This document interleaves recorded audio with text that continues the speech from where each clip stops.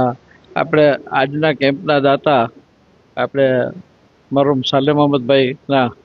પુત્ર એવા અમારા ખાસ દાતા મોહમ્મદભાઈ હયાત સાલેમ અહમદ ચાકી, જે મૂળ માંડવીના પણ હાલે ત્યાં મુંબઈ રહે છે અને નેશનલ વે બ્રિજના નામથી તેમજ ત્યાં અલગ અલગ ત્યાં જે એમના વે બ્રિજને લગતા ત્યાં કામકાજ તેમના ચાલે છે. મુંબઈમાં વર્ષોથી મુંબઈ ચાલે છે. મૂળ માંડવીના છે અને અમારી જ આ સંસ્થાની જે બાજુમાં ડીટીઆઈ સ્કૂલ ચાલે છે એમાં એમણે અભ્યાસ કર્યો છે અને આ જમીનની માટી પણ અમારા શરીરને લાગેલી છે. તો એ સંસ્થા માટેના જે અમારો ઋણ છે એ ઋણ ચૂકવવા માટે જ્યારે પણ તમારા તરફથી આ સંસ્થા તરફથી અમને બોલાવવામાં આવે ત્યારે આ જમીનના ઋણ ચૂકવવા હંમેશા તત્પર રહેવા એવી એમણે મોહમ્મદભાઈએ વાત કરેલી અને એમણે શરૂઆતમાં 5 કેમ્પ લખાવેલા અને 5 જુદા જુદા કેમ્પો પૈકી આજે 5મો કેમ્પ આજે થયો. અગાઉ 2 અંજુમને ઇસ્લામના નામથી અને અગાઉ બીજા 2 કેમ્પ, એમ કુલ મોહમ્મદભાઈએ 5 કેમ્પો એમણે લખાવેલા અને 5 કેમ્પ એમના આજે પૂરા થાય છે. 5મો કેમ્પ સેવાભાવની રીતે એમણે આ સંસ્થાને મોટી રકમનું દાન રણછોડદાસજી હોસ્પિટલને એમણે એમના દ્વારા ચેકથી 1,11,111ના દાન આપવામાં આવેલું. અમારે આ સંસ્થામાં એમણે લાખ રૂપિયાના મેડિકલના સાધનો વસાવી આપેલા. એવી જ રીતે બીજા એક અમારા રઘુવંશીભાઈએ પણ લાખ રૂપિયાના સાધનો વસાવી આપેલા અને મેડિકલના જુદા જુદા સાધનો આજે લગભગ 5 લાખના આ સંસ્થા પાસે છે અને તેનો મોટા પ્રમાણમાં ઉપયોગ થાય છે.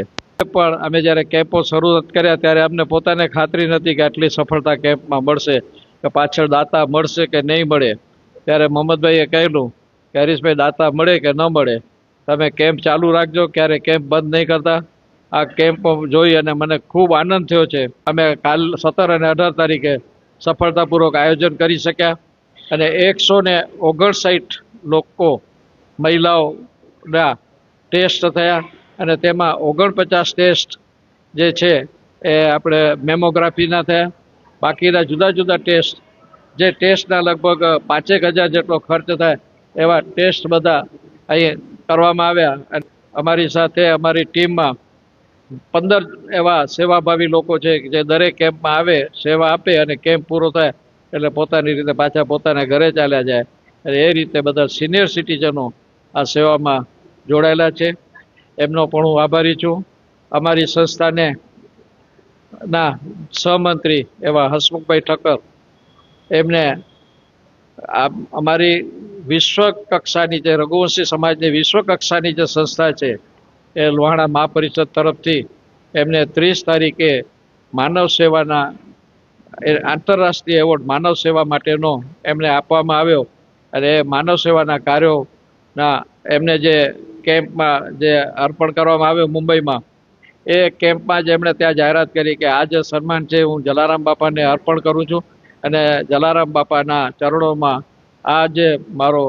સન્માન છે એ જલારામ બાપાના ચરણોમાં રાખી અને પછી જ મારા ઘરે હું ખીડી ઉપર ટીંગાડીશ. એવા મોટા દિલના હસમુખભાઈએ પણ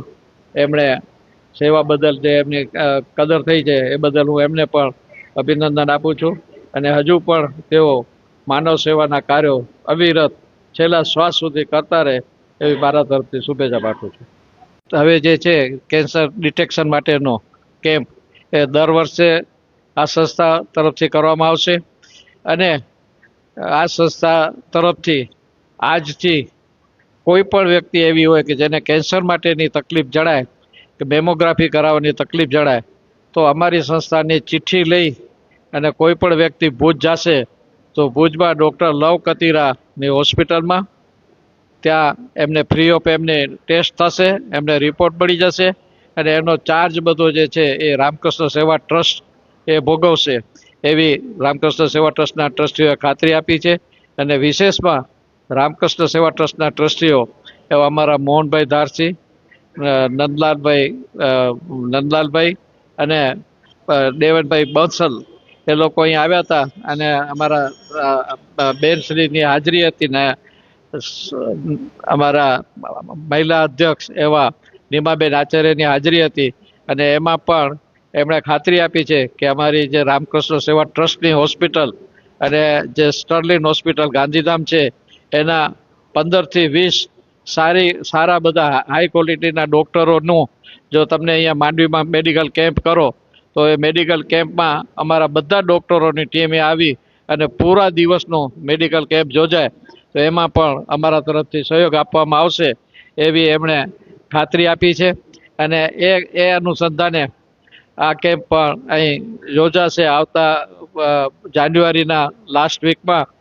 medical camp general medical camp કરવાનું પણ આયોજન છે એ આયોજન આ મહિનાના અંતમાં સાથે બેસી ગોઠવી અને એની જાહેરાત પણ કરવામાં આવશે પણ આ જાન્યુઆરીના લાસ્ટ વીકમાં ત્રીજા અથવા ચોથા વીકમાં જનરલ મેડિકલ કેમ્પ પણ માંડવીમાં આપણે કરશું એવી આ સ્થળેથી હું ખાતરી આપું છું. માનનીય પ્રમુખ શ્રી અને મારા વડીલ શ્રી હરીશભાઈ ગણાત્રા જેવો સેવાભાવ માનવ સેવા કરવી એ પોતાની ફરજ સમજી અને જે કેમ્પો કહેવાય અમારા કે ચશ્માનો કેમ્પ જ્યારે તેઓ માંડવી રેડક્રોસ સોસાયટીના ચેરમેન છે જ્યારે એ લોકોને રેડક્રોસ સોસાયટીના તરફથી અપીલ આવી એટલે તાત્કાલિક એની પ્રવૃત્તિ પાછળ પોતે જોડી જાય અને અમને પણ દોડાવે અને વધુમાં વધુ માણસો કેમ કોઈ પણ સેવાનો લાભ લે એના માટે તેઓ તત્પર હોય છે. ચશ્માના કેમ્પથી અગાઉ જ્યારે આપણું વાવાઝોડું આવ્યું ત્યારે વાવાઝોડા વખતે પણ રેડક્રોસ સોસાયટી તરફથી એમને મેસેજ આપવામાં આવેલો કે માંડવીમાં આટલું બધું મોટું નુકસાન થયું છે ત્યારે તેઓ પોતે જાતે હાલી અને જે પરિવારોને તાલપત્રી બ્લેન્કેટ બાલદી કીટ જે વસ્તુની જરૂરી હતી ત્યારે તેઓ સાથે ચાલી ત્યાંના પરિવારોની મુલાકાત લઈ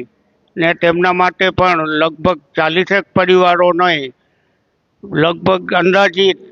3,000 થી 4,000 રૂપિયાની જે રેડક્રોસ સોસાયટીથી આવેલી વસ્તુ હતી એનું પણ આયોજન અમે અગાઉ કરેલું છે. ત્યારબાદ હમણાં કેન્સર ચેકિંગ માટેનો કેમ્પ જેને કહેવાય કે માંડવીમાં સર્વપ્રથમ હશે એમના માટે તેઓ સતત 2 વર્ષથી રામકૃષ્ણ હોસ્પિટલ ગાંધીધામ માટે સતત પ્રયત્નશીલ હતા અને જેનો પણ અમને 17 અને 18 એક નહીં પણ તેમના પ્રયત્નોથી 2 દિવસનો લાભ અમને મળ્યો છે જેનું અમે ગૌરવ લઈએ છીએ અને જે માનવ સેવા કરવાની તક તેમના માધ્યમથી જે અમને મળે છે એ ખરેખર અમે મનુષ્ય અવતાર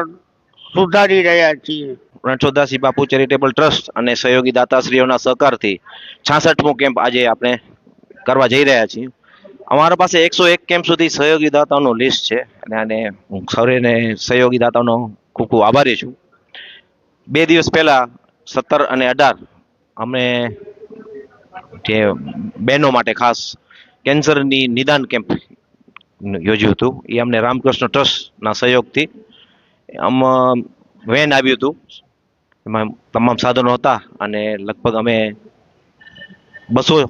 બહેનોનું આ રિપોર્ટ બધા કરાવ્યા છે. એટલે શું છે કે કેન્સર ખાસ કરીને બહેનોમાં બ્રેસ્ટ કેન્સરનું ઘણું બધું અત્યારે જોવા મળે છે.